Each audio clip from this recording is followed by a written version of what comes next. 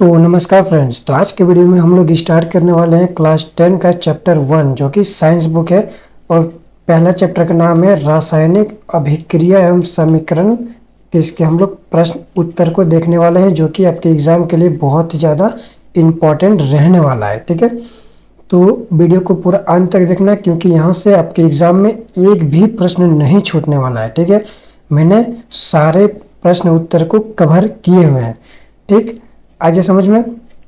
तो सबसे पहला क्वेश्चन आता है यहाँ पे, देखो ये एग्जाम में आने की संभावना है। ठीक है, तो बिल्कुल भी हल्के में मत लेना। तो सबसे पहला क्या है, वायु में जलने से पहले मैग्नीशियम रिबन को साफ क्यों किया जाता है। देखो ये बहुत ही ज़्यादा इम्पोर्टेंट है। क्यों साफ किया जाता है, सो देखो मैग्नीशियम एक बहुत ही अभिक्रियाशील धातु है। कैसे ये अभिक्रियाशील धातु है, संग्रहित करते समय ठीक है यह ऑक्सीजन के साथ अभिक्रिया करता है ताकि इसके जो ये रहता है ना सतह पर मैग्नीशियम ऑक्साइड का एक परत बना सके। ठीक है, ये मैग्नीशियम ऑक्साइड का एक परत बनाता है क्योंकि मैग्नीशियम ऑक्साइड की यह परत अस्थायी होती है और ऑक्सीजन के साथ मैग्नीशियम की अधिक अभिक्रिया को रोकती है। आया समझ में।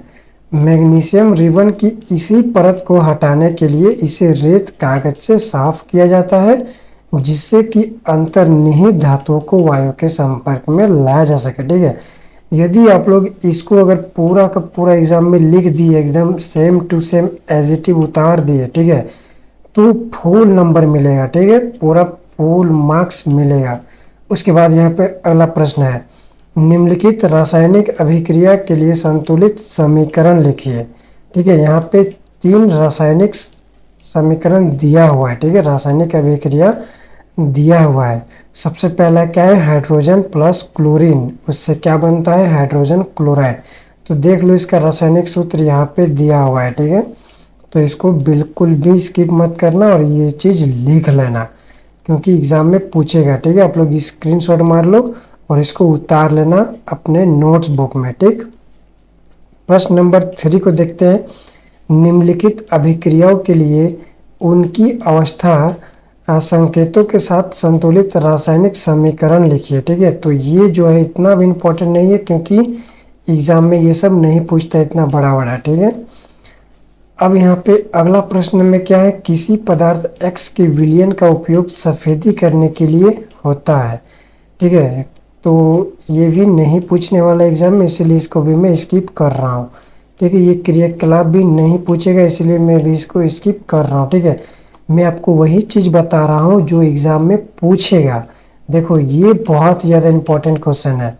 जब लोहे की कील को कॉपर सल्फेट की विलयन में डुबोया जाता है तो विलयन का रंग क्यों बदल जाता है। देखिए ये इम्पोर्टेंट क्वेश्चन है, ये 2023 के एग्ज़ाम में पूछा था, तो हो सके तो 2025 या फिर 26 में पूछेगा। तो देखो यहाँ पे, जब लोहे की कील को कॉपर सल्फेट की विलयन में डुबोया जाता है तो लोहे आयरन ने दूसरे तत्व कॉपर को कॉपर सल्फेट की विलयन में विस्थापित कर देता है।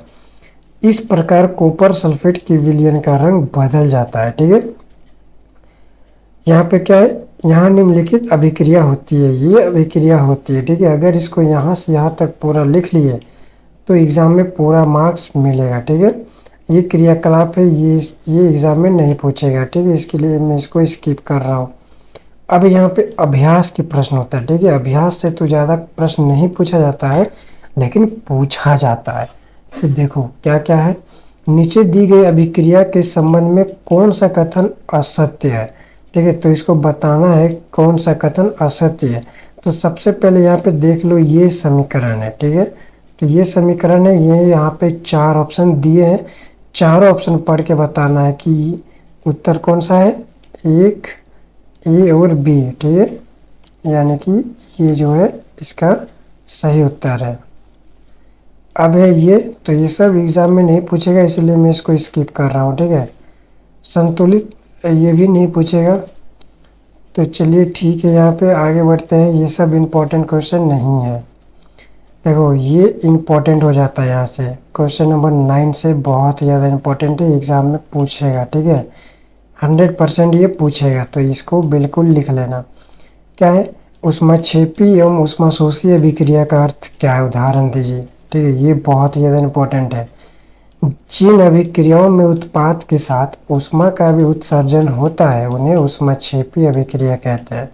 ये है रासायनिक समीकरण। ठीक है, जिन अभिक्रिया में ऊष्मा का अवशोषण होता है उन्हें ऊष्माशोषी अभिक्रिया कहते हैं, जैसे कि लोग देख सकते हैं ये। ठीक है, अब ऊष्माक्षेपी अभिक्रिया क्यों कहते हैं, वर्णन कीजिए। क्यों कहते हैं सो देख लो।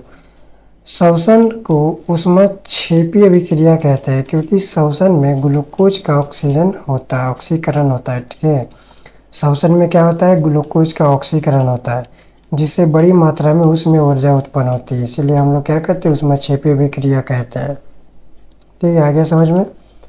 तो ये इम्पोर्टेंट नहीं, ये स्किप करो ये सब। ये भी इम्पोर्टेंट नहीं है, स्किप करो ये सब।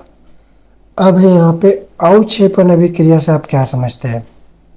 तो ये जो है सब बहुत ही ज़्यादा इम्पोर्टेंट है।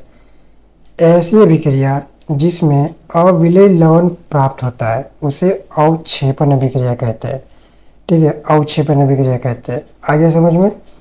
तो अब ये सब स्किप करो, ये सब इम्पोर्टेंट नहीं है। ठीक है, तो यहीं पे वीडियो को समाप्त करते हैं। कल फिर इम्पोर्टेंट क्वेश्चन के साथ आपसे मुलाकात होगी। तो मिलते हैं नेक्स्ट वीडियो में। तो तब तक के लिए धन्यवाद।